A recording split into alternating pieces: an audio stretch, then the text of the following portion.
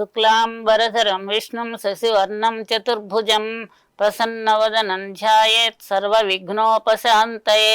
పద్మాసనా పరాశక్తి ప్రౌఢమాతా సరస్వతి లోక కళ్యాణ సిద్ధ్యర్థం భువైశ్వర్యం ప్రదాతు మే.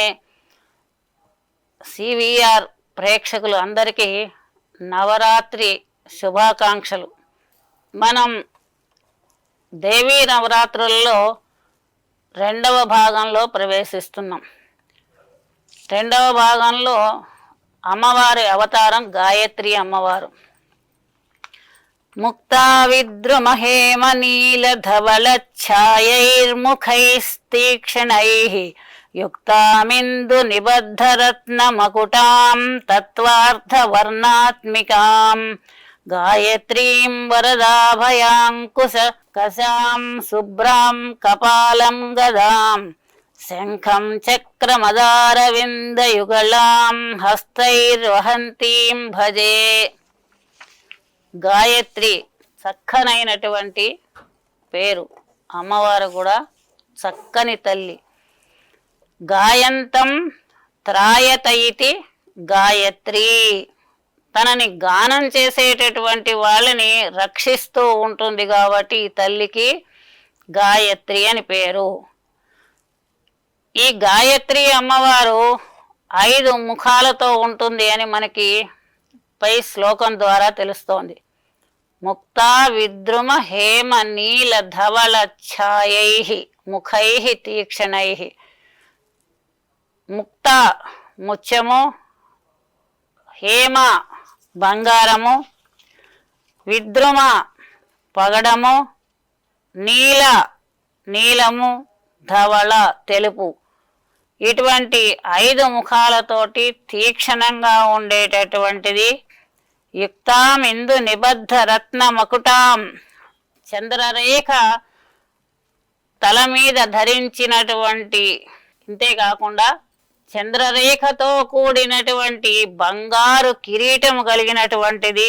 తత్వానికి సంబంధించినటువంటి వర్ణాలు, అక్షరాలు ఏవైతే ఉన్నాయో అవి కలిగినటువంటిది అయినా గాయత్రిని వరద అభయ అంకుశకశాహ. వరదహస్తము, అభయహస్తము, అంకుశములు, కశ అంటే త్రాడు, ఇవన్నీ కూడా చేతి యందు ధరించినటువంటిది.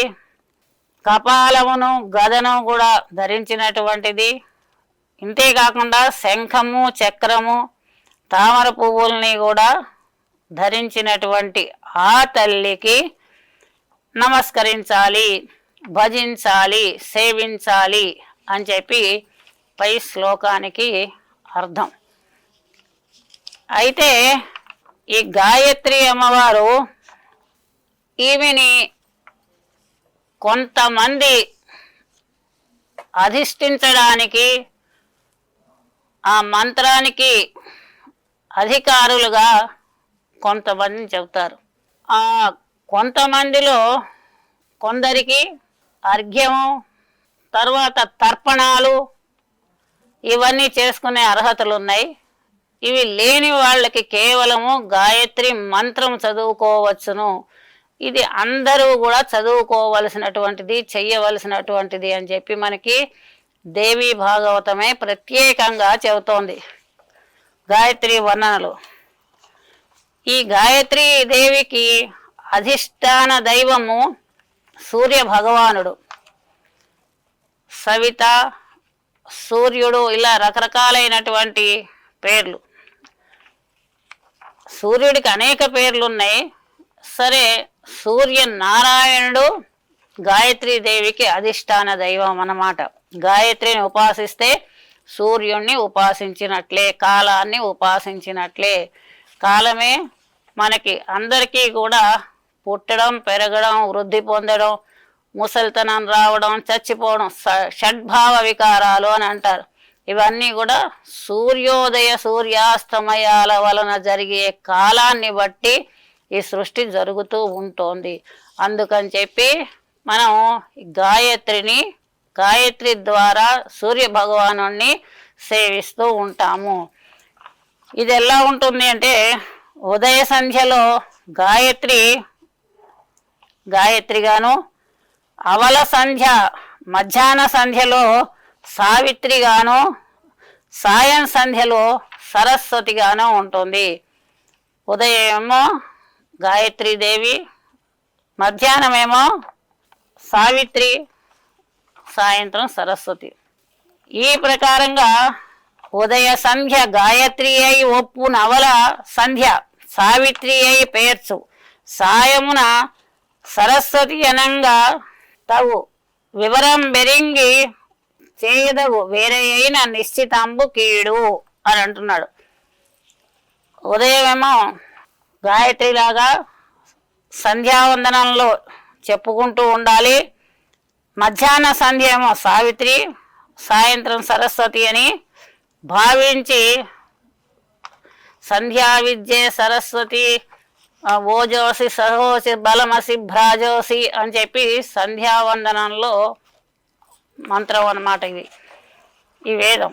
కాబట్టి ఈ ప్రకారంగా పూజ చెయ్యాలి తప్ప ఇంతకంటే వేరుగా చెప్పినట్లయితే కీడు వస్తుంది అని చెప్పి తెలుస్తోంది.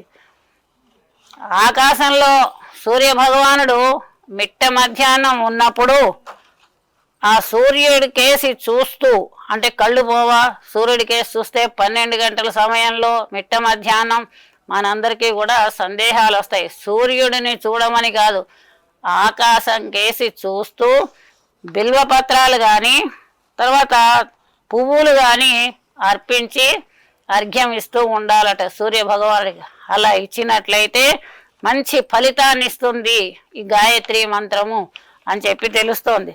అంతేకాకుండా ఈ గాయత్రి మంత్రం అనుష్ఠించడంలో కొన్ని రకాలైనటువంటి చెయ్యదగినటువంటివి ఉన్నాయి, కొన్ని చెయ్యదగినవి లేవు.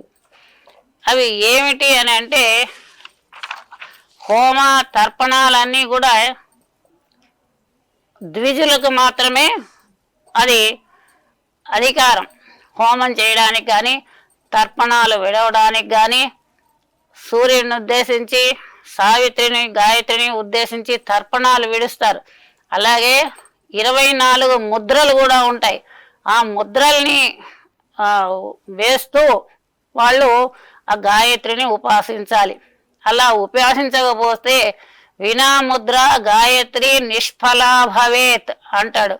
అంటే ముద్రలు లేకుండా నువ్వు గాయత్రి మంత్రం చదివితే సంధ్యావందనం చేస్తే అది ఫలితం లేకుండా పోతుంది. ఇది కేవలము శైవ వైష్ణవులకు మాత్రమే, ద్విజులకు మాత్రమే ఇది కండిషన్ అన్నమాట. మిగిలినటువంటి వారు కొంతమంది యజ్ఞోపవీతానికి అర్హత ఉన్నటువంటి వారు కేవలము గాయత్రి మంత్రం చదువుకుంటే సరిపోతుంది అని చెప్పి మనకి దేవి భాగవతం చెప్తోంది. ఇంతేకాకుండా ఈ గాయత్రి మంత్రాన్ని చదువుకోవడానికి అందరికీ కూడా అర్హత ఉంది. జంధ్యం అర్హత ఉన్నటువంటి వాళ్ళు, యజ్ఞోపవీతం అర్హత ఉన్న వాళ్ళు వాళ్ళ శక్తి కొద్దీ చేసుకున్నా మిగిలినటువంటి వారందరూ కూడా దీనిని చదువుకోవచ్చును అని చెప్పి తెలుస్తోంది. ఈ గాయత్రి మంత్రానికి 24 అక్షరాలు ఉన్నాయి. ఓం భూర్భువస్వః తత్సవితుర్వరేణ్యం భర్గో దేవస్య ధీమహి ధియో యో నః ప్రచోదయాత్. ఈ 24 అక్షరాలు కూడా రామాయణంలో చెప్పబడ్డాయి. ఆ రామాయణంలో 24,000 శ్లోకాలు ఉన్నాయి. ఈ 24,000 శ్లోకాలలో నుంచి ఒక్కొక్క చోట నుంచి ఒక్కొక్క అక్షరం తీసి గాయత్రి మంత్రం చెప్పబడింది అనేటటువంటి విషయం కూడా మనకి తెలుస్తూ ఉంది. ఈ 24 అక్షరాలకి కూడా మరి ఎందుకు ఏమిటి దీనికి ప్రయోజనం అని అన్నట్టయితే ఒక్కొక్క అక్షరానికి ఒక్కొక్క దేవుడు బీజాక్షరంగా ఒక్కొక్క దేవుడికి ఉంటూ ఉందన్నమాట.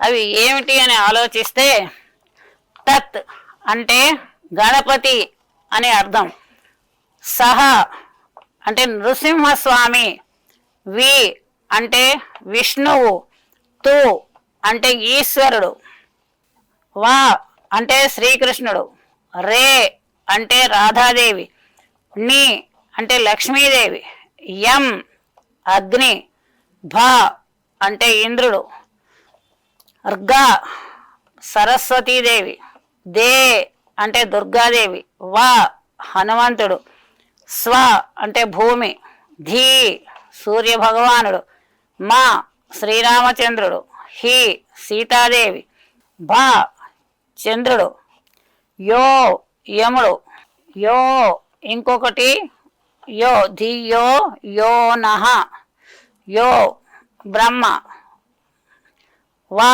అంటే వరుణుడు, ప్ర నారాయణుడు, చో హయగ్రీవుడు, ద హంస, యాత్ తులసీదేవి.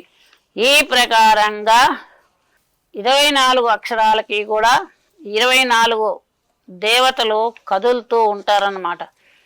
ఈ కొంతమంది గాయత్రి, లక్ష గాయత్రి, సహస్ర గాయత్రి చేస్తూ ఉంటారు, కొంతమంది అక్షర లక్షల గాయత్రి కూడా చేస్తూ ఉంటారు. దీనివలన ఏమిటి అని అంటే ఆ గాయత్రి అమ్మవారిని ఇన్నిసార్లు ఇంతమంది దేవతలని వీళ్ళు జపం చేసినందువలన ఇంతమంది దేవతలు కూడా కలిసి అతనికి ఒక రక్షణ కల్పిస్తారు.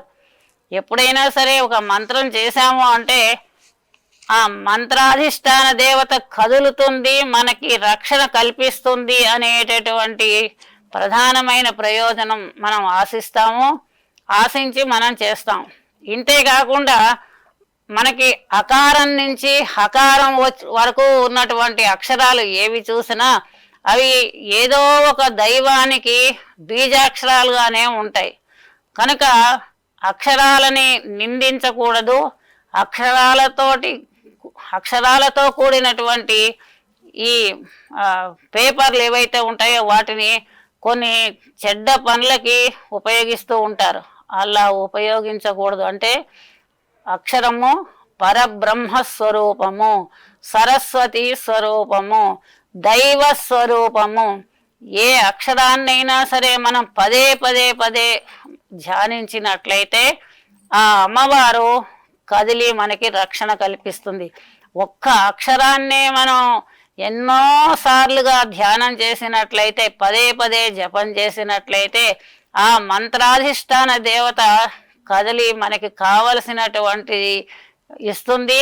మన రక్షణగా తల్లి ఉంటూ ఉంటుంది. తల్లిగా భగవంతుడు, తల్లి కానీ తండ్రి కానీ జగన్మాత, జగత్పిత, ఇటువంటి వాళ్ళు మనకి రక్షణగా ఉంటారు. మరి ఇటువంటి 24 అక్షరాలతో కూడినటువంటి గాయత్రి మంత్రాన్ని ఇన్నిసార్లు మనం జపం చేసినట్లయితే మరి ఇంతమంది దేవతలు కూడా మనకు ఒక రక్షణ చక్రంగా ఏర్పడి మనని కాపాడుతూ ఉంటారు. గాయత్రి మంత్రం చేసినటువంటి వాళ్ళు, సంధ్యావందనం చేసినటువంటి వాళ్ళ ముఖము ఎప్పుడూ కూడా కాంతివంతమై ప్రకాశిస్తూ ఉంటుంది. ఎందుకనంటే మంత్ర ప్రభావం అలాంటిది. కనుక ఈ గాయత్రి అమ్మవారు గానం చేసే వాళ్ళని రక్షిస్తూ ఉంటుంది. ఇంకా మరి గాయత్రి మంత్రం సూర్య భగవానుడికి అధిష్టాన దైవము. అయితే ఈ మంత్రంలోనే శివుడికి కేశవుడికి భేదం లేదు అని చెప్పి చక్కగా చెప్తోంది ఈ మంత్రం.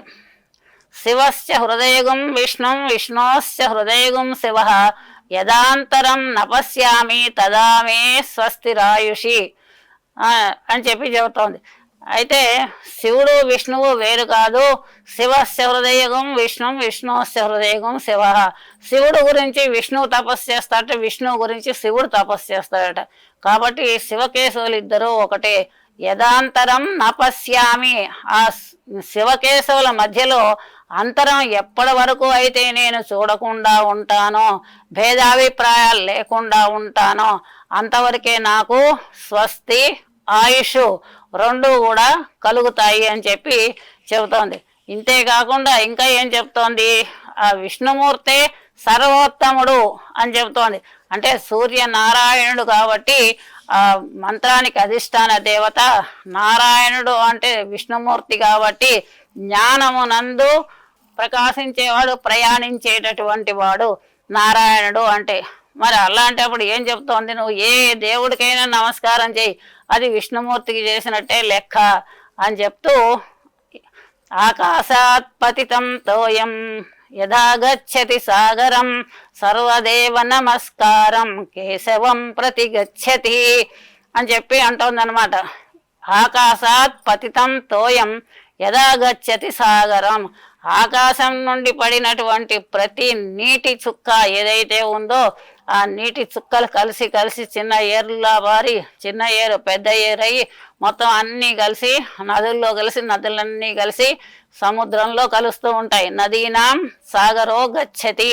కనుక ఆ ప్రకారంగానే సర్వదేవ నమస్కారం, నువ్వు ఏ దేవుడికైనా సరే నమస్కారం చేయి, అది కేవలం విష్ణుమూర్తికే చెందుతుంది. ఇదే కాకుండా భూతభృద్భావగా అని చెప్పి మనకి విష్ణు సహస్రం చెప్తోంది. ప్రపంచంలో ఉన్నటువంటి సమస్త ప్రాణుల్ని తయారు చేసేవాడు ఆ విష్ణుమూర్తే, ఆ భూత భావనుడు అతనే. కాబట్టి నువ్వు ఎవరికి నమస్కారం చేసినా ఆ ప్రతి నమస్కారము కూడా విష్ణుమూర్తికే చెందుతుంది, అదే ఆ నారాయణమూర్తికి చెందుతుంది. ఆ నారాయణుడు మరి సూర్యనారాయణుడు, అలాగే సత్యనారాయణుడు, లక్ష్మీనారాయణుడు, అన్ని రకాల నారాయణుడు ఆయనే.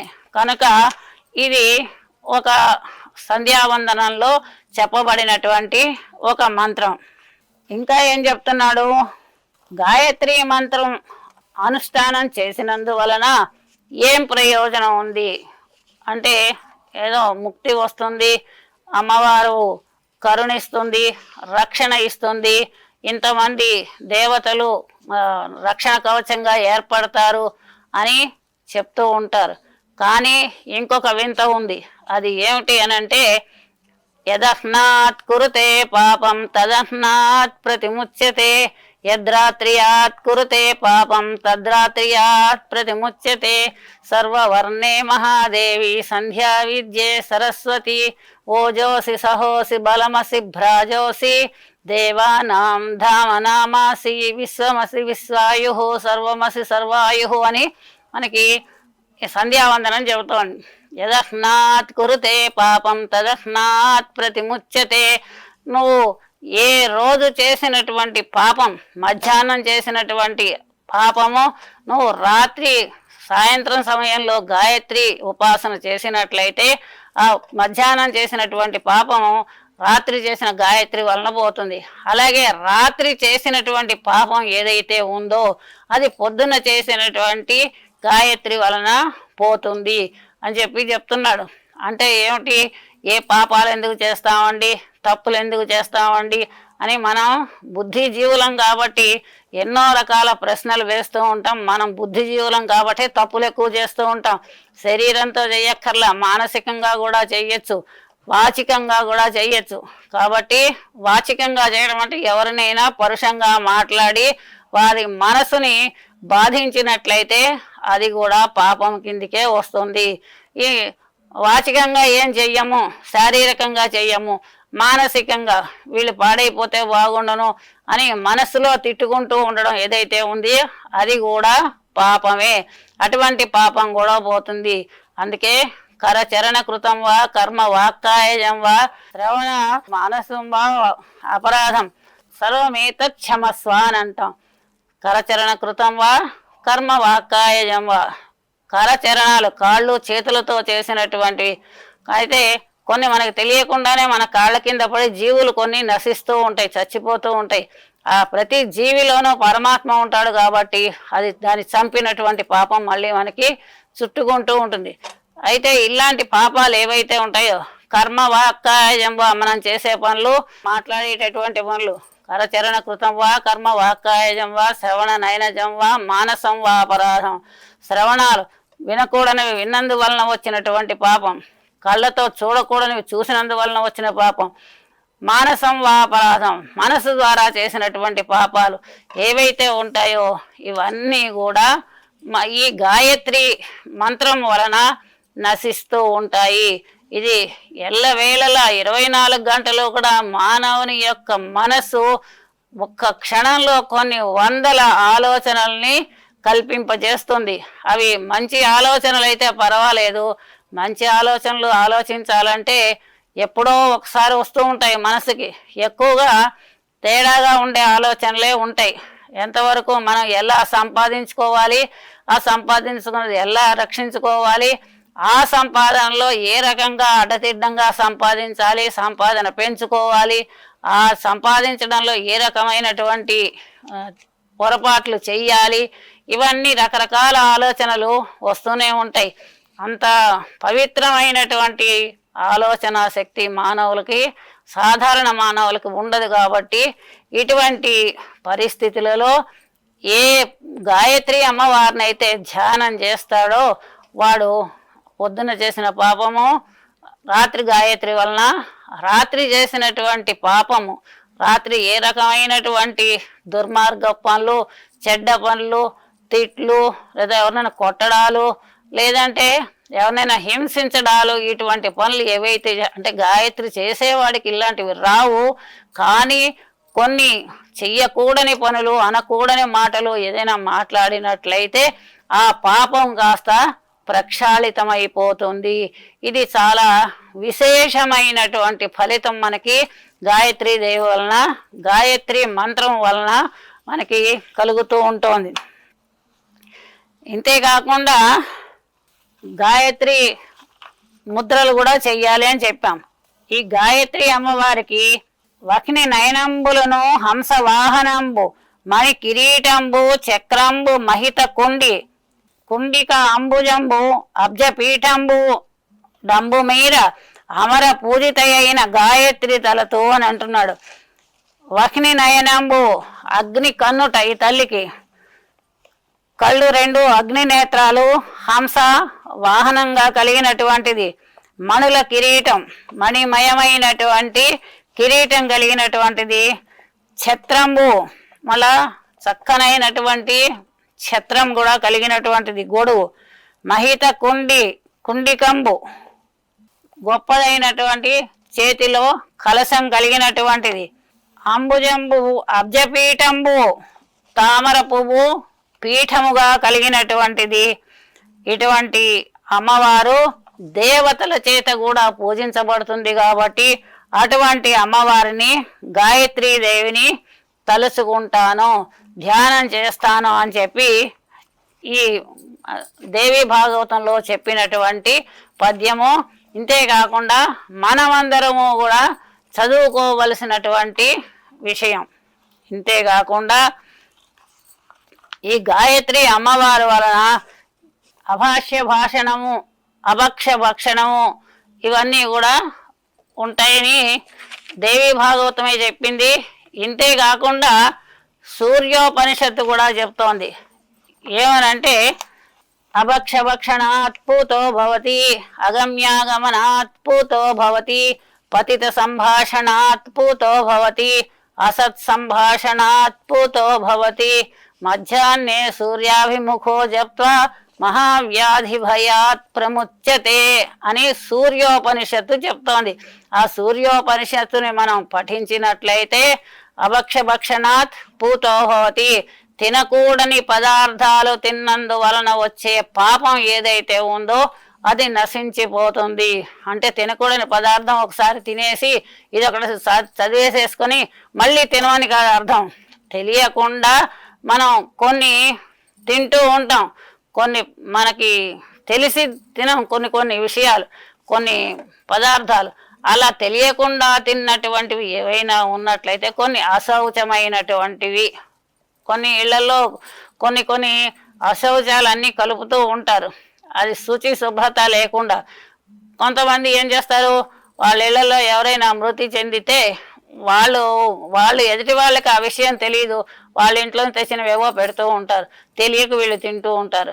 ఇది 10 రోజుల పాటు కూడా ఎవరు ముట్టుకోకుండా వాళ్ళని ఒక పక్కకు ఉండి వాళ్ళకి వేరే వాళ్ళు పెట్టచ్చు కానీ భోజనం వీళ్ళు వేరే వాళ్ళకి ఆ సమయంలో వాళ్ళ ఇంటి వంట పెట్టకూడదు అని అంటారు. అది అశుచి. కాబట్టి ఇటువంటివి కొన్ని రకాల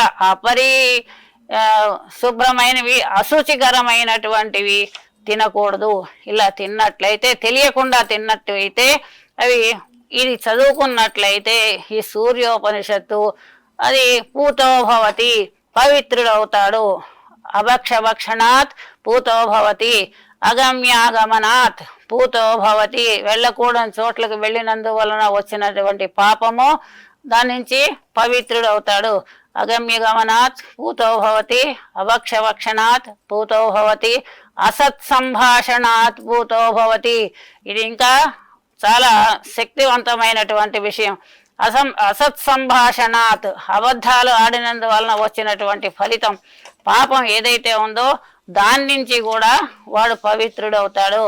ఒక అబద్ధం ఆడినట్లయితే 10 సార్లు మనం నిజం చెప్తే ఎంత ఫలితం ఉంటుందో, ఒక్క అబద్ధం ఆడినందువలన ఆ 10 సార్లు నిజం చెప్పినటువంటి పుణ్యం కాస్త పోతుంది.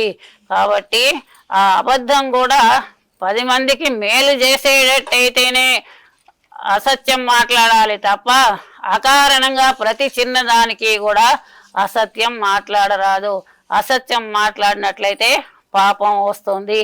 కాబట్టి ఇవి కొన్ని సందర్భాలలో కొన్ని ఈ చెయ్యకూడని పనులు చేసినట్లయితే, ఈ సూర్యోపనిషత్తు చదువుకున్నట్టయితే ఇవన్నీ కూడా పవిత్రులు అవుతారు అని చెప్పి మనకి తెలుస్తోంది.